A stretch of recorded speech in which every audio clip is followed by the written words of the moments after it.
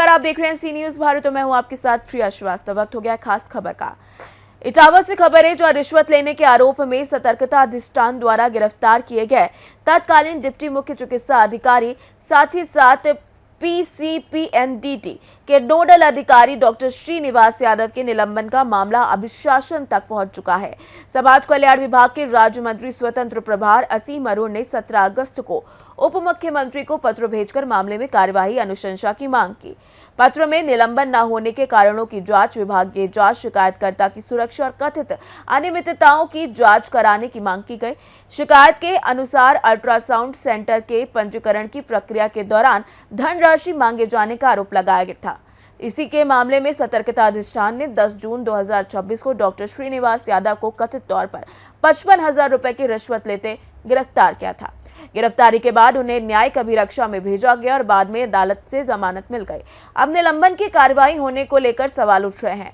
राज्य मंत्री के पत्र में ये जांच कराने की अनुशंसा की गई है कि गिरफ्तारी के बावजूद अधिकारी का निलंबन आखिर क्यों नहीं हुआ और इसके लिए जिम्मेदार कौन है। शिकायतकर्ता का दावा है कि जमानत मिलने के बाद डॉक्टर श्रीनिवास यादव 20 अगस्त को दोबारा विभागीय कार्य पर उपस्थित हुए। शिकायतकर्ता ने तत्काल निलंबन और विभागीय जांच शुरू कराने की मांग की है। मामले में पीसीपीएनडीटी से जुड़े अन्य अधिकारियों और कर्मचारियों की भूमिका की जांच की मांग की जा रही है। साथ ही अभियोजन स्वीकृति में कथित देरी के कारणों की जांच कर जिम्मेदारी तय कराने की मांग उठाई गई है। मामले में शिकायतकर्ता नवीन कुमार की सुरक्षा का मुद्दा भी प्रमुखता से उठाया गया है। राज्य मंत्री के पत्र में विसबोर संरक्षण कानून के तहत आवश्यक सुरक्षा उपलब्ध कराने की अनुशंसा की गई है।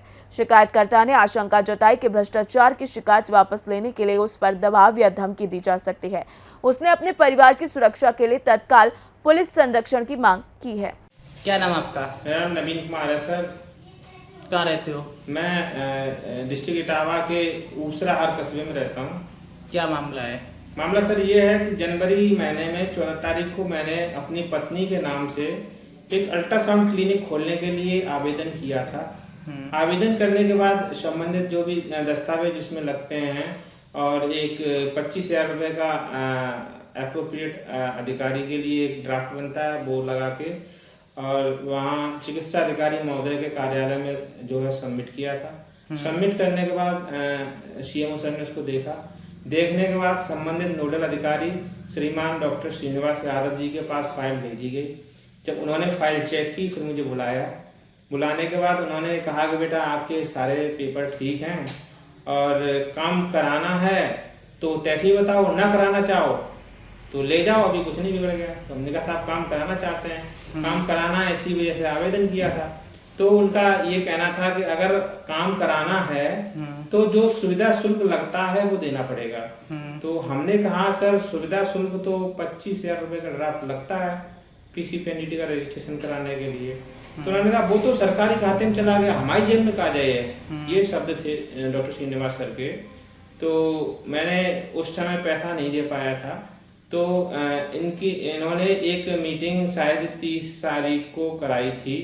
तो उस मीटिंग में मैं पैसा नहीं दे पाया था। तो इन्होंने मेरी फाइल को रोक दिया था, समिति के सदस्यों से कहकर उस पर रुकवा दिया था। तो मैंने वही मीटिंग जहाँ हुई थी वहाँ पर खड़े होकर कहा था सर विनम्रता पूर्वक आपसे मैं एक पूछना चाहता हूँ सवाल। तो वहाँ पे डॉक्टर अनिल सर थे, शायद जिला महिला चिकित्सालय के सीएमएस हैं वो, वही शायद अध्यक्षता कर रहे थे उस मीटिंग की। तो मैंने उनसे कहा सर मेरी फाइल आप किस बेसिस पे रोक रहे हैं? अगर सर फाइल में कुछ कमी है तो रिजेक्ट कर दीजिए, रोकने का कोई मतलब नहीं है, और सर सही है तो कर दीजिए। तो डॉक्टर अनिल कुमार सर ने कहा था हमसे कि बेटा इस मीटिंग में किसी कारणवश आपकी फाइल नहीं हो पाएगी, आप एक काम करिए अगली मीटिंग में मुझसे बात करिए, फिर मैं देखता हूँ। तो बस इतनी उनसे बात हुई थी अनिल सर से, और अनिल सर और बाकी समिति के जो भी सदस्य थे वो निकल कर चले गए थे। उसके बाद मैं डॉक्टर श्रीनिवास सर से मिला कि सर सारे पेपर तैयार थे, सही थे, उसमें कोई कमी नहीं थी, आप खुद नोडल अधिकारी थे, आपने चेक किया था, तो फिर उसमें क्या कमी हो गई सर कि हमारी फाइल जो है वहीं रोक दी गई। तो डॉक्टर श्रीनिवास सर बोले कि बेटा बिना सुविधा शुल्क के तो किसी की ही दम नहीं है कि वो फाइल करा ले। जब तक सुविधा शुल्क नहीं दोगे तब तक आपका काम नहीं होगा। तो मैंने कहा सर सुविधा शुल्क कितना लगेगा, कितना करना पड़ेगा? तो उन्होंने ये कहा कि बेटा रुपया तो लगभग 5 लाख लगता है, लेकिन तुम्हारा मैं काम 3,50,000 रुपये में करा दूंगा। जब इन्होंने ये डिमांड करी तो मैं परेशान हो गया। मैंने कहा इतने पैसे की व्यवस्था तो नहीं हो पाएगी। तो फिर कुछ समय बाद इनका फिर से फोन आया। इनके बाबू मोहम्मद हसन हैं, पीसीपीएनडीटी कोऑर्डिनेटर, तत्कालीन बाबू थे वो। अब इस समय वो कार्यालय में हैं या नहीं मुझे जानकारी नहीं है, क्योंकि मैं गया नहीं तब से ऑफिस में। तो उनका फोन आया कि सर आपसे मिलना चाह रहे हैं नोडल सर। तो मैं गया तो उन्होंने कहा, दोनों लोगों ने, कि बेटा बिना पैसा के काम नहीं होगा, या तो फाइल वापस ले जाओ अपनी, या फिर काम कराना है तो व्यवस्था करो, नहीं तो ऐसी पड़ी रहेगी पेंडिंग में, कोई मतलब नहीं निकलेगा इसका। तो मैं उसके बाद आदरणीय जिला अध्यक्ष भारतीय जनता पार्टी श्री अन्नू गुप्ता जी के पास गया था। उनको बताया था सर ऐसी मैं एक क्लिनिक, अल्ट्रासाउंड क्लिनिक खोलना चाहता हूँ, और उसके लिए इस प्रकार से ये लोग डिमांड कर रहे हैं और हमारा काम नहीं कर रहे हैं, पेंडिंग में डाले हुए हैं। तो आदरणीय गुप्ता जी ने, जिला अध्यक्ष जी ने इनको फोन किया था, सीएमओ सर को और नोडल अधिकारी सर को, कि इस बच्चे को परेशान ना करो, इसका काम कर दो जो भी बनता है। कहा है उससे कुछ को परेशान कर रहे हो, पैसा वैसा उससे न लेना, उसका काम कर दो, ये अध्यक्ष जी ने कहा। तो इन्होंने नहीं सुना। मैं दोबारा से गया, मैं लगभग 3 बार अध्यक्ष जी के पास गया था। उन्होंने तीनों बार मेरी बात सुनी थी, और सीएमओ सर को और नोडल अधिकारी सर को तीनों बार उन्होंने कहा था कि इसका काम कर दो, बच्चा बहुत दिन से परेशान है, बार बार मेरे पास आता है। इन्होंने नहीं सुना। फिर मैं जो है पूर्व केंद्रीय मंत्री भारत सरकार आदरणीय डॉक्टर प्रोफेसर रामशंकर कठेरिया जी के पास गया। उनको मैंने बताया सर ये मेरा काम नहीं कर रहे हैं, बेवजह हमसे पैसा मांग रहे हैं। तो इन्होंने क्या किया कि मानी उन्होंने सांसद जी ने, प्रोफेसर रामशंकर कठेरिया जी ने इनको फोन किया, और नोडल अधिकारी श्रीनिवास सर को किया और सीएमओ सर को किया कि सीएमओ साहब उसका बच्चे का काम कर दो, उसे बेवजह परेशान करने का कोई मतलब नहीं, जब उसके सारे दस्तावेज ठीक हैं तो उसको काम कर दो। तो उस समय उनसे माननीय मंत्री जी से इन्होंने, नोडल अधिकारी सर ने, श्रीनिवास सर ने कहा कि सर हम काम कर देंगे, अब आपने कह दिया है तो उसको परेशान नहीं किया जाएगा। जब मैं इनसे फिर, इनका 2 दिन बाद फिर फोन आया कि नवीन तुमसे मिलना है, ऑफिस आओ तुम। तो मैं गया इनसे मिलने।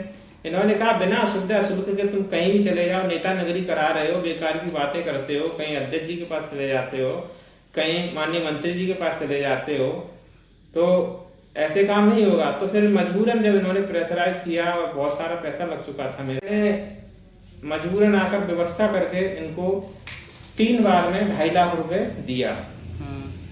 1 लाख रुपए इन्होंने 2 बार में दिया था, 50,000 रुपए लिया था अलग से, तो लगभग 2.5 लाख रुपए इनको पहुंच गया था। इन्होंने फिर से 1 लाख रुपए की डिमांड की थी, बाद में फिर से करने लगे। फिर मैं माननीय समाज कल्याण मंत्री उत्तर प्रदेश सरकार श्री असीम अरुण सर के पास गया। उनको कहा कि सर ये बार बार पैसे की डिमांड कर रहे हैं, मेरा काम नहीं कर रहे हैं। फिर माननीय समाज कल्याण मंत्री जी ने इनके लिए ये उस समय पर लगभग 19 अप्रैल को ये पत्र लिखा था। आदरणीय माननीय मुख्य चिकित्सा अधिकारी महोदय सीएमओ सर इटावा के लिए पत्र लिखा था उन्होंने कि इनका पंजीकरण कर दीजिए, इसमें अगर कुछ कमी ना हो तो पंजीकरण कर दिया जाए, अगर कुछ कमी हो तो इस बच्चे को बता दिया जाए कि इसमें ये कमी है, तो ये पूर्ण कर लेगा अपनी, और फिर इसका काम कर दिया जाए। तो नोडल अधिकारी सर का ये कहना था कि तुम कहीं फोन करा देते हो, कहीं तुम यहाँ भाग रहे हो, वहां भाग रहे हो, अब तुम ये लेटर लेके आ गए, उस लेटर को हम खाएं कि चाटें, क्या करें बताओ। पैसे का काम पैसे से होता है कि लेटर से होता है? जाओ तुम्हारा काम नहीं होगा। जब इन्होंने ऐसा कहा तो मैं मजबूरन परेशान हो गया। फिर मैंने विजिलेंस के कप्तान साहब को पत्र लिखा था। मैं कानपुर गया था, कप्तान साहब को पूरा मैटर बताया, वहाँ पे एक एप्लीकेशन दिया कप्तान सर को, विजिलेंस वालों को। उन्होंने कहा कि आपका काम क्या पेंडिंग है, तो हमने उन्हें अपना आवेदन पत्र दिया और उन्होंने उसकी जांच की। फिर 2 दिन बाद उन्होंने यहाँ इटावा में टीम भेजी। टीम में मैं भी साथ गया था और उन्होंने जांच करी कि इस प्रकार का ये लड़का जो प्रकरण बता रहा है ऐसा है भी या नहीं, वहाँ के अधिकारी पैसा मांग भी रहे हैं या नहीं। तो वहाँ पर डॉक्टर श्रीनिवास यादव सर की ऑडियो रिकॉर्डिंग की गई थी जिसमें वो पैसे मांग रहे थे कि इतना तुम्हारा रुपया आ गया, इतना और देना पड़ेगा तो तुम्हारी फाइल आगे बढ़ा दूंगा, नहीं तो यहीं पड़ी रहेगी। फिर वो टीम चली गई थी। उसके बाद 18 तारीख उसके बाद इन्होंने एक 10 तारीख को जब हमसे पैसे की डिमांड रखी थी तो मैं गया था। पैसे 55,000 रुपए इन्होंने मांगे थे। 55,000 रुपए लेके मैं गया था सीएम ऑफिस। पीसीपीएनडीटी रूम जहाँ पर डॉक्टर श्रीनिवास सर और मोहम्मद हसन जो कोऑर्डिनेटर थे तत्कालीन, ये दोनों लोग बैठते थे। तो हसन साहब के पास कुछ और लोग आए हुए थे, तो वहाँ जगह न होने की वजह से डॉक्टर श्रीनिवास यादव सर उसके बगल में जो रूम है उसमें मुझे लेकर गए थे। वहाँ पर इन्होंने हमसे वो 55,000 रुपए लिए थे और लेने के बाद जेल में रख लिए थे। जेल में रख लिए थे। उसके बाद मैं रूम से निकल आया था और विजिलेंस की टीम साथ थी।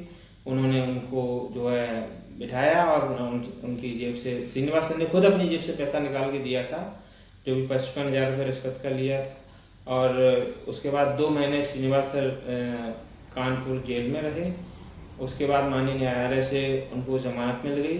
जमानत मिलने के बाद मैंने आज न्यूज़पेपर पढ़ा था कि कल 20 तारीख को doctor Srinivas sir CM office में ज्वाइन करने के लिए गए थे।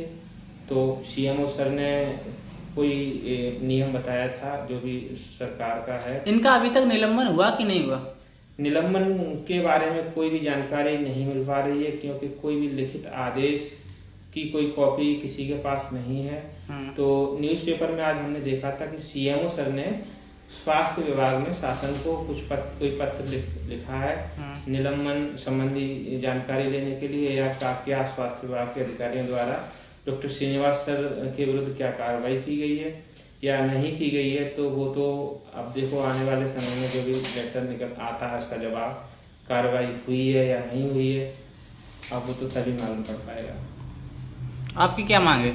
हमारी मांग यही है कि भ्रष्टाचार नहीं करना चाहिए। आपकी इतना अच्छा वेतन आपको मिलता है, आप कब से सर्विस में हैं, इतने अच्छे अधिकारी, इतने अच्छे पद पे होने के बाद आप बिना पैसे के किसी का काम नहीं कर रहे। ईश्वर और कितना देगा आपको, पढ़ लिख के डॉक्टर हो गए आप, ऐसा नहीं करना चाहिए आपको। और शासन से, माननीय मुख्यमंत्री जी से मैं एक निवेदन करना चाहता हूँ कि इनकी जांच हो और इनकी संपत्ति की भी जांच हो। 20 साल में लगभग कुछ लोगों द्वारा बताया गया है कि आय से अधिक संपत्ति इनकी, इनके बच्चों के नाम, इनकी पत्नी के नाम या पारिवारिक सदस्यों के नाम जो भी संपत्तियां हों जनपद इटावा और मैनपुरी में, ये मूल निवासी शायद मैनपुरी भोगांव के हैं। और कुछ लोगों द्वारा मुझे बताया गया है कि डॉक्टर श्रीनिवास सर ने नोएडा या दिल्ली में भी कुछ क्या नाम संपत्तियां बना रखी हैं, उनकी भी जांच होनी चाहिए। और उप मुख्यमंत्री जी से भी, माननीय उप मुख्यमंत्री जी से भी मैं यही प्रार्थना करता हूं कि इनकी जांच कराएं और इनका जो है निलंबन होना चाहिए। और अब आप बताइए, 2 महीने जेल में रहने के बाद व्यक्ति उसी पोस्टिंग पे वहीं पे आ रहे हैं और कोई इन पर कार्रवाई नहीं हो रही है, तो ये आगे चल के और ज्यादा भ्रष्टाचार करेंगे। अगर इन पर कोई कार्रवाई नहीं होगी तो कार्रवाई होनी चाहिए। और माननीय मुख्यमंत्री जी इस बात का संज्ञान लें और इनके विरुद्ध कठोर जो भी कार्रवाई बनती है नियमानुसार वो कार्रवाई की जाए। फिलहाल में इनका निलंबन तो होना ही चाहिए, क्योंकि अब बताइए आप, नियम ये बनता, आप लोग कहते हैं या फिर जो भी अधिकारियों से भी मैंने बात की कि 24 से 48 घंटे कोई भी व्यक्ति जेल में रहते हैं, सरकारी अधिकारी या कर्मचारी, तो उनके विरुद्ध विभागीय कार्रवाई होती है, उनका निलंबन होता है। अब डॉक्टर श्रीनिवास यादव सर का तो यही नहीं मालूम पड़ पा रहा निलंबन हुआ भी है या नहीं हुआ है, शासन स्तर पर क्या कार्रवाई हुई है। इनकी कार्रवाई के लिए अभी तक आप कहाँ गए? डॉक्टर श्रीनिवास यादव के विरुद्ध कार्रवाई के लिए हम माननीय समाज कल्याण मंत्री असीम अरुण सर के पास गए थे, उनको पूरा प्रकरण बताया था। उन्होंने डिप्टी सीएम सर स्वास्थ्य मंत्री जी के लिए पत्र लिखा था और निदेशक विजिलेंस के लिए भी पत्र लिखा था और कप्तान इटावा, पुलिस कप्तान इटावा के लिए भी पत्र लिखा था। क्या लिखा था? उन्होंने यही लिखा था कि ये प्रकरण है, इसकी जांच कराई जाए और जो भी अधिकारी दोषी हैं उनका निलंबन हो और जो भी शिकायत करता है उनको जो भी कानून के तहत जो सुरक्षा प्रदान की जानी चाहिए वो उनको सुरक्षा प्रदान की जाए। क्या आपको आवश्यकता है सुरक्षा की? अब आवश्यकता तो ऐसा है, ये दबंग प्रवृत्ति के हैं और पिछले लगभग 15 साल से एक ही जनपद में कार्यरत हैं और इनके और भी लोग हैं दबंग टाइप के जो इनके साथ हैं। तो भय तो होता ही है, जब इतने बड़ा भ्रष्टाचार का प्रकरण पकड़ा गया है तो उसमें भय तो होता ही अपने लिए और अपने परिवार की सुरक्षा के लिए। अब आप क्या चाहते हैं? हम यही चाहते हैं शासन से कि इनके विरुद्ध जो भी कार्रवाई बनती है वो कार्रवाई करें। वैसे भी 2 महीने का विलम्ब हो गया है तो अब विलम्ब ना किया जाए, इनके विरुद्ध कार्रवाई जो बनती है वो कार्रवाई की जाए। भ्रष्टाचार तो इन्होंने बहुत किए हैं। अब आप बताइए कि पैसे ले रहे हैं, अपनी जेब से निकाल के दे रहे हैं, वीडियो साक्ष्य सबूत सारे मौजूद हैं, गिरफ्तारी भी हुई है, जेल भी गए हैं, 2 महीने जेल भी रहे हैं। उसके बाद भी अगर इनका निलंबन नहीं हो रहा है, इनके खिलाफ कोई कार्रवाई नहीं हो रही है तो ये तो चिंताजनक बात है। क्या वजह है? आपको क्या लगता है कौन लोग इनका साथ दे रहे हैं जो अभी तक निलंबन नहीं हुआ? अब ये तो जांच की जाए तो वो भी निकल के आएगा कौन कौन साथ दे रहे हैं। कुछ अधिकारी भी होंगे, कुछ राजनीतिक लोग भी होंगे जो इनका संरक्षण कर रहे होंगे।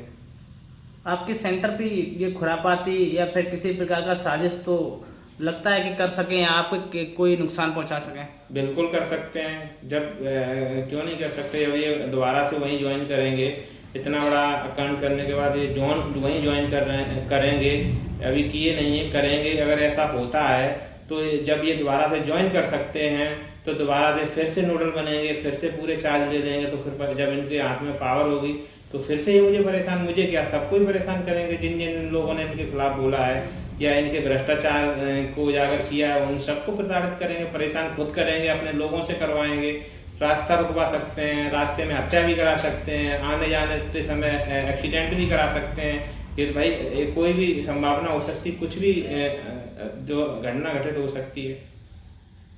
तो आप अपने कैसे बचाव करेंगे?